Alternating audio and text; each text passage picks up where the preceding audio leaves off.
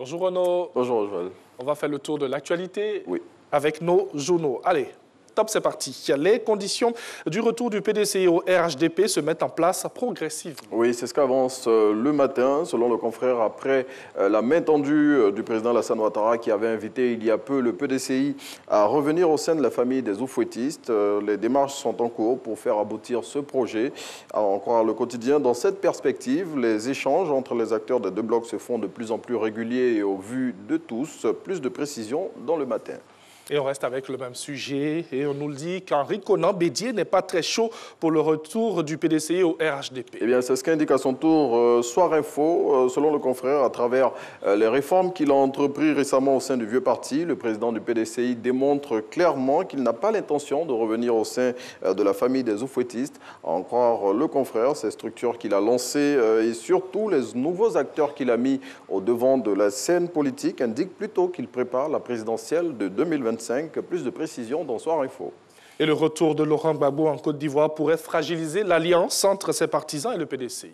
C'est ce qu'indique l'expression. Selon le confrère, le retour de l'ex-chef d'État va inévitablement mettre à mal l'alliance entre les Gbagbo-ouriens et le PDCI. Et pour étayer sa thèse, le quotidien souligne que les prémices de cette division, certaines se sont vues notamment pendant les dernières législatives dans certaines localités où les deux alliés n'ont pas pu s'accorder pour désigner un candidat commun. Toujours selon le confrère, le retour de Laurent Gbagbo et toutes les actions qu'il entreprendra pour reprendre sa place sur la scène politique nationale creuseront encore un peu plus les dissensions entre ses partisans et ceux du vieux parti. Et on change de sujet carrément. Audience de l'audiovisuel en Côte d'Ivoire, la RTI occupe la première place. Oui, plus d'une année après la libération du paysage audiovisuel ivoirien, la RTI conseille son fauteuil de leader de l'audiovisuel en Côte d'Ivoire. C'est ce que révèlent les résultats de plusieurs études d'audience menées par 3 cabinets de renommée mondiale dans ce domaine. Et selon ces études réalisées au cours du second semestre de l'année 2020, RTI 1 et RTI 2 sont en tête des audiences télé avec respectivement 82% et 77% de part d'audience hebdomadaire. Les statistiques de ces structures révèlent aussi la grande popularité des autres produits du groupe tels que les chaînes de radio Fréquence 2 et Radio Côte d'Ivoire. Et on parle maintenant des consultations médicales pré-pèlerinage qui ont démarré hier. Oui, c'est ce qu'indique un communiqué du commissariat du Hadj. Selon cette note dont Abidjan.net a reçu copie, sont notamment pris en compte par cette opération les candidats déjà inscrits en 2020 au public et au privé et non porteurs de maladies chroniques telles que l'hypertension, le diabète, l'asthme, les maladies urologiques ou de cardiopathie. Toujours dans cette note, le commissariat du Hadj a tenu à préciser qu'aucune nouvelle inscription n'est possible pour le moment au niveau du contingent de l'État de Côte d'Ivoire. Il a par ailleurs invité tous les candidats au Hadj à la prudence pour éviter de se faire arnaquer.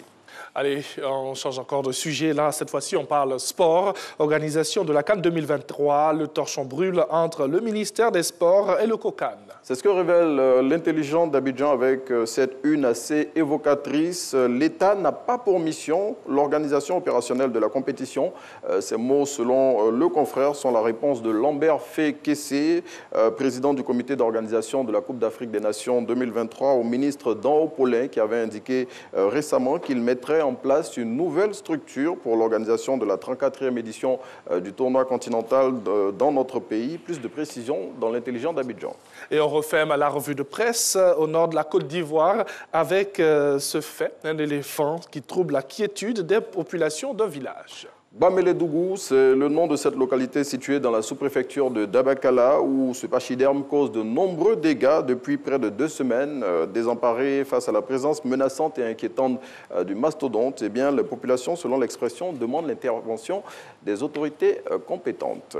Et oui, vite, sinon c'est pas oui, bon. Hein. Parce que... Et ça, c'est un autre éléphant encore qui... Oui, un autre éléphant après celui qui, il y a quelques mois, avait inquiété des populations dans une autre partie de la Côte d'Ivoire. Oui, bon.